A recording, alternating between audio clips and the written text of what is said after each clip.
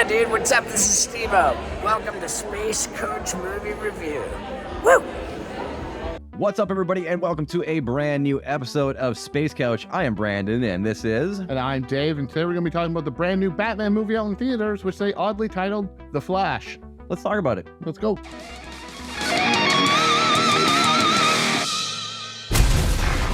Tell me something. You can go anywhere. Another timeline. Another universe. So why do you want to stay and fight to save this one?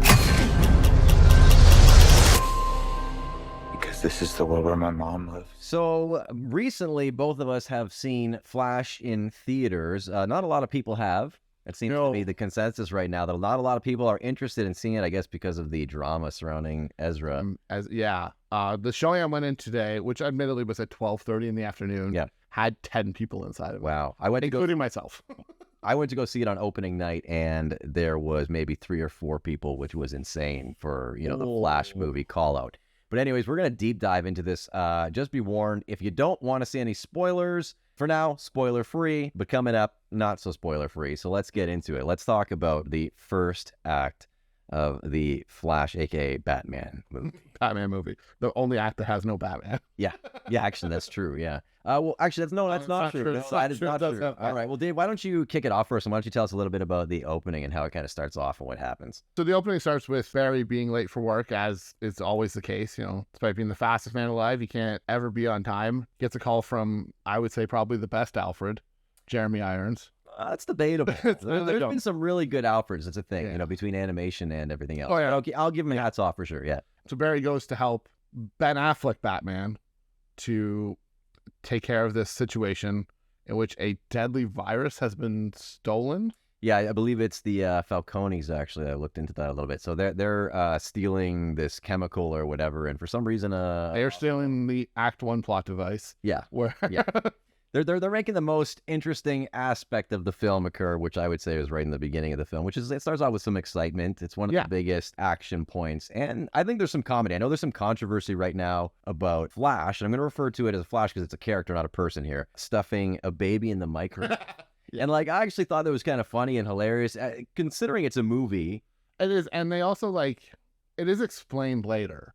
He uses that exact metaphor. Oh. When he's talking about how the speed works, he states that he can't move people far because of the friction. Right. Oh. So you can't move a baby. Yeah. But you can move a microwave. Right. Yeah. So as long as it's an object. Yeah. Okay. It makes sense. So yeah, it does make sense. I know people are pissed off about it. I thought that was actually one of the greatest scenes. Plus, we did see Batfleck come in there. Yeah. And in a weird outfit.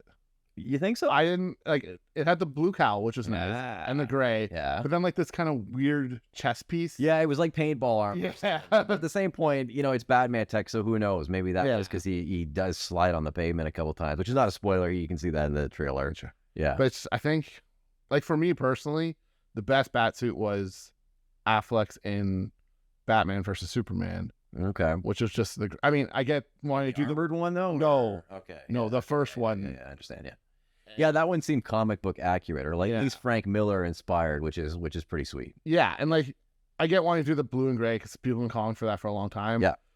But I was just do that one, but blue and gray. Well, there was that blue and silver one, which we won't get into spoiler territory here, but there was a blue and silver one that did once exist, so that's a thing somewhere in the universe. Somewhere. And as you can see, I'm a huge Batman fan, as I'm going to carry these pretty much throughout the entire review. All right, so in this film, Barry wants to save his mother from a certain death, and he finds out that he can go back in time. He tells Batfleck that he can do this. Batfleck says, oh, no, not a good idea, because, the butterfly effect and yada, yada, yada.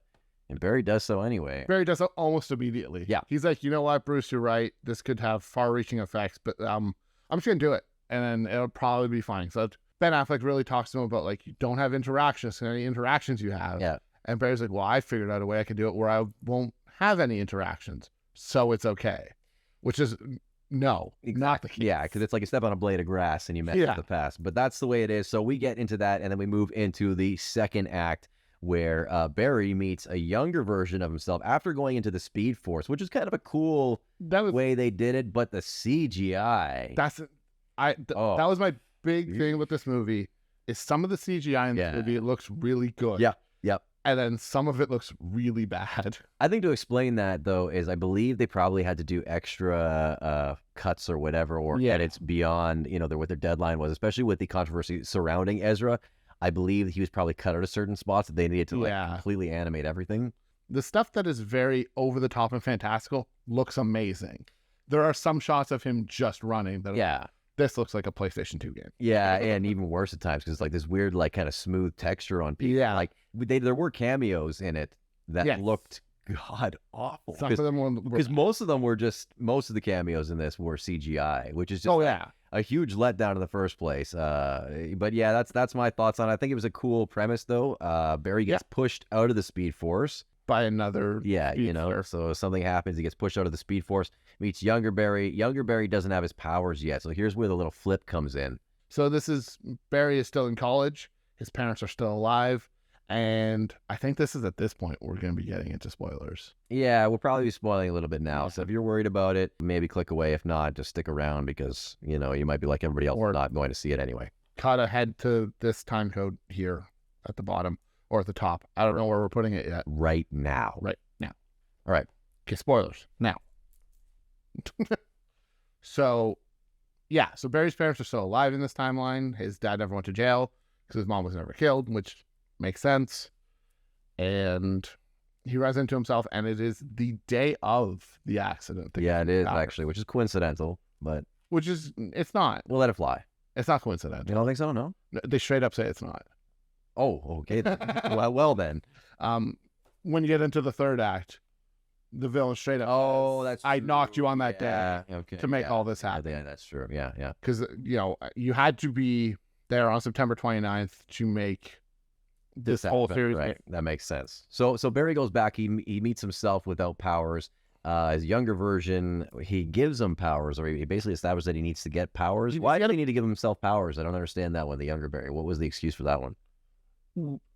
I think the excuse was that older Barry had to give younger Barry powers because he thought it was the same timeline. Okay. So if younger Barry never gets powers, then he couldn't go back. Then older Barry wouldn't have powers to go back in time to save his parents, to come back to the future, which is a running gag in this movie. Yeah, weird. Some interesting facts about that. So moving into it, so Barry gets his powers.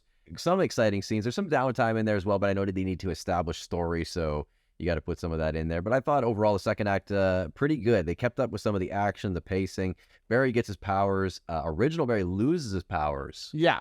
So in the process of giving Barry's new powers from the lightning bolt through the chemicals, like the original Flash did, the lightning bolt goes through original Barry, for lack of a better term, into new Barry, basically transferring the Speed Force from one to the other. Right, yeah.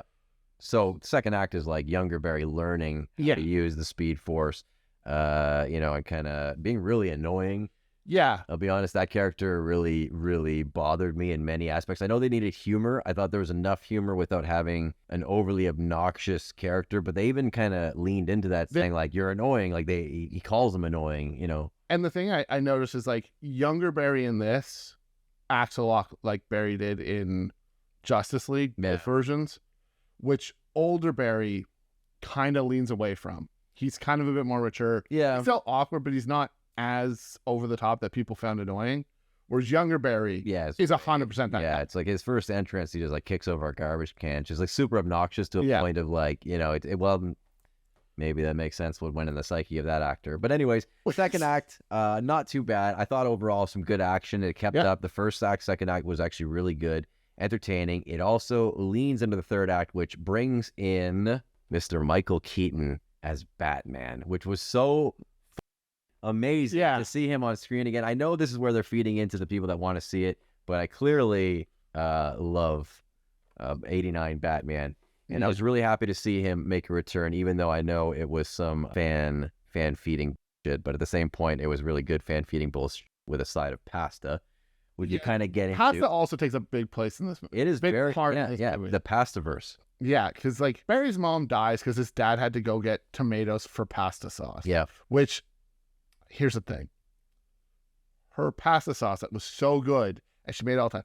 It looks like the most mid pasta I've ever seen in my life. You know, how do you eat? Maybe the secret ingredient was love, Dave. Have you never eaten love before? It looks like they're like, oh, we're gonna make this great pasta. It's like, oh, we don't have time for that. I'll just put some ragu on it, and no one will know.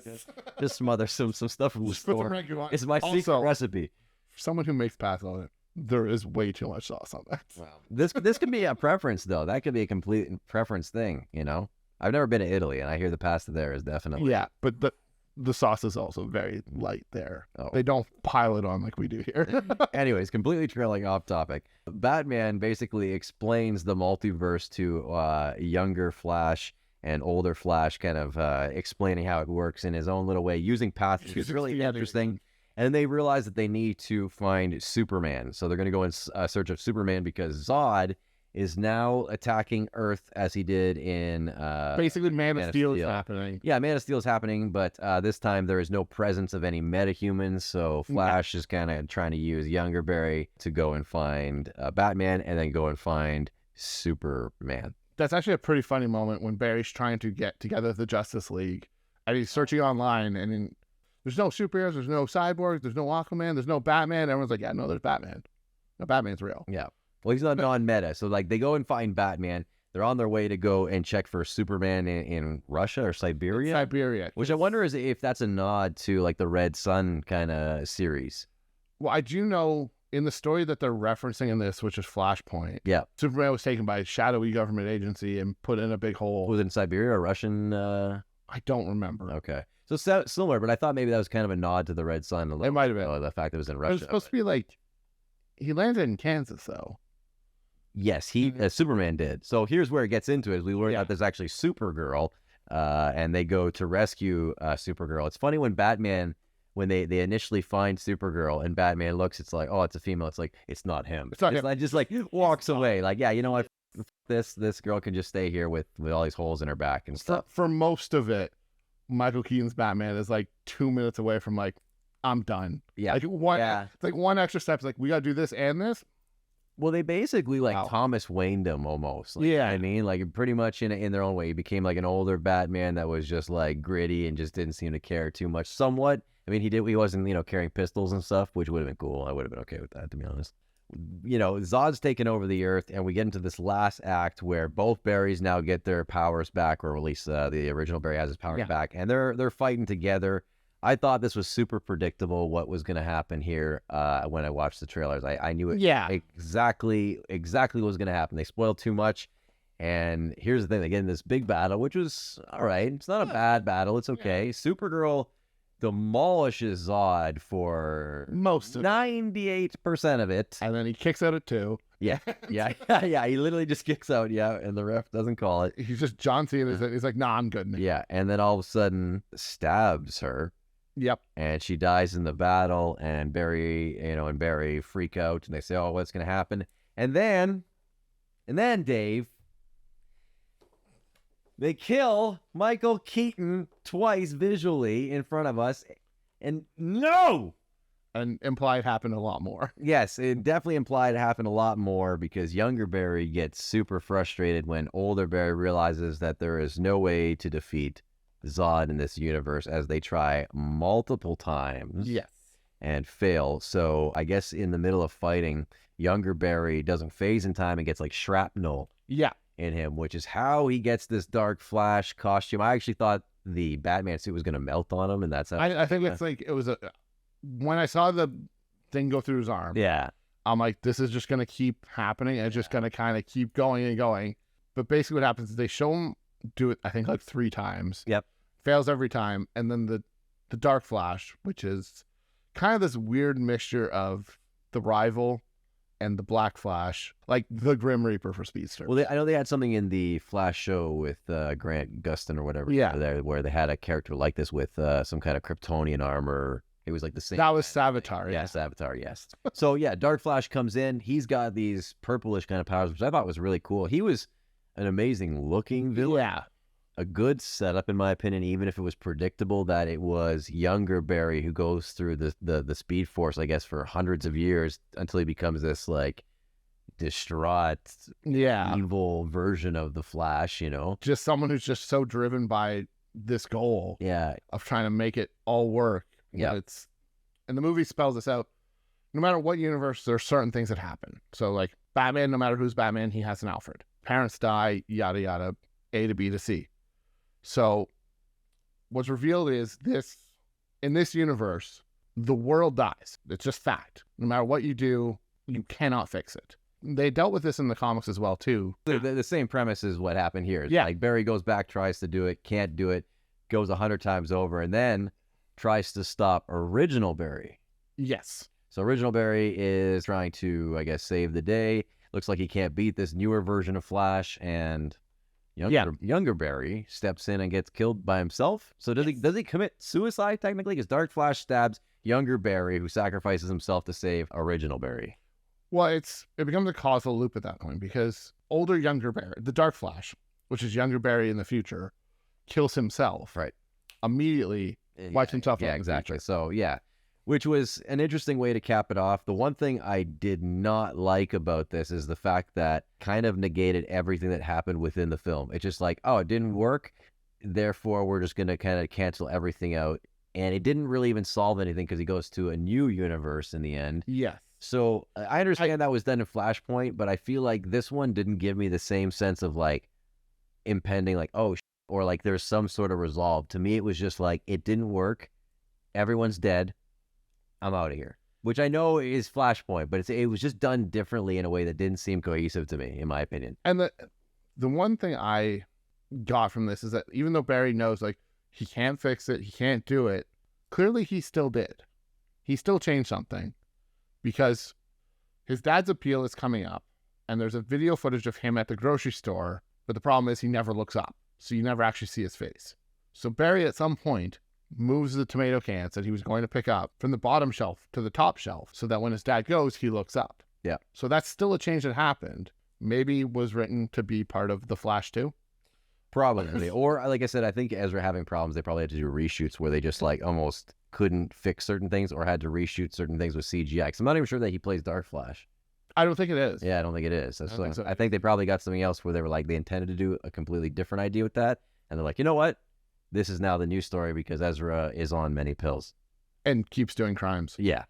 Keeps doing felony. Yeah. Well, that's a big problem, which, you know, I think Warner Brothers is trying to negate by not having him do any press, you know, which is an interesting thing. But, you know. I will say he is annoyingly good in this. I wanted him to be bad. He is good, actually. You know what? And the one thing is, like, I got to say is, like, when he's crying at the end, he's being vulnerable. Yeah. It was actually a really good performance. It felt very real and genuine, which is hard to get from a lot of actors or in film. Yeah. But at the same point, I know there's a lot of controversy. To be honest, to me, that doesn't really matter when it comes to, like, music or film. It's like, I don't know these people personally. So yeah. I'm going to see whatever. Warner Brothers isn't going to, you know, die out. Ezra Miller will get, you know, fired, or just won't be in further campaigns, I'm sure. Yeah. I don't think there's going to be a sequel for this. I'm unsure, but I think there will be another Flash movie. Yeah. I don't think it'll be a sequel to this. I think it'll be down the line. Yeah. I think James Gunn will do one of his own at some point. I think Ezra's going to be out there just for the sake that the audience doesn't seem to be taken to what he's doing right now. So I'm not even sure if he'll be out of it, because if you kick this can down the road 4 or 5 years and he's squeaky clean good the whole time, and does like a resurgence, maybe we'll see. Maybe it might be like it's happened before. It's happened before. So I mean, crazier things have happened. Robert Downey Jr. Yeah, exactly. Yeah. Case in point, and became a massive star. Anyways, let's get into what we thought, an overall review of the film, giving it our own review. So for my opinion, I thought it was pretty good. I enjoyed it. I liked the acting in it. I liked the action. I think it's paced pretty well.